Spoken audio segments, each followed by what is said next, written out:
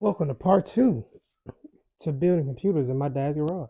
Yes, all that junk is still there. I don't think it's going anywhere. So a few weeks ago, I built this specific gaming computer.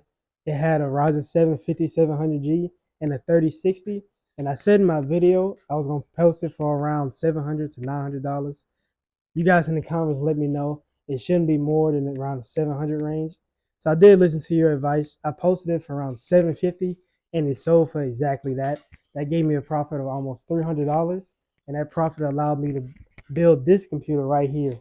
Now for the parts I used to make this build, the graphics card is a 1660 Ti that I got for $80 off Facebook Marketplace. Next is the Ryzen 5 2600 that I got for only $10. After that, I was able to get 16 gigabytes of Kingston RAM at 32 megahertz, 512 gig 8 data SSD. And for the power supply, I was able to get this Antec 550 watt 80 plus bronze power supply. That entire bundle was only $60.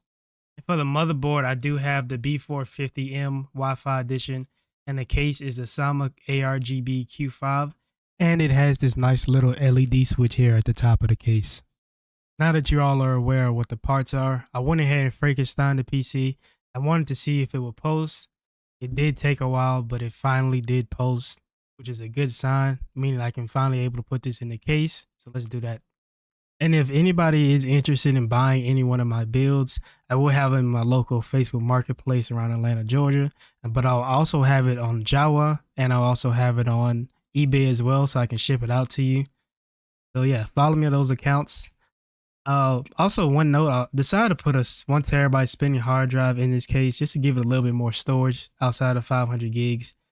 But here is the finished build. I love the blue lights on it. The 140 millimeter fans is also a nice touch.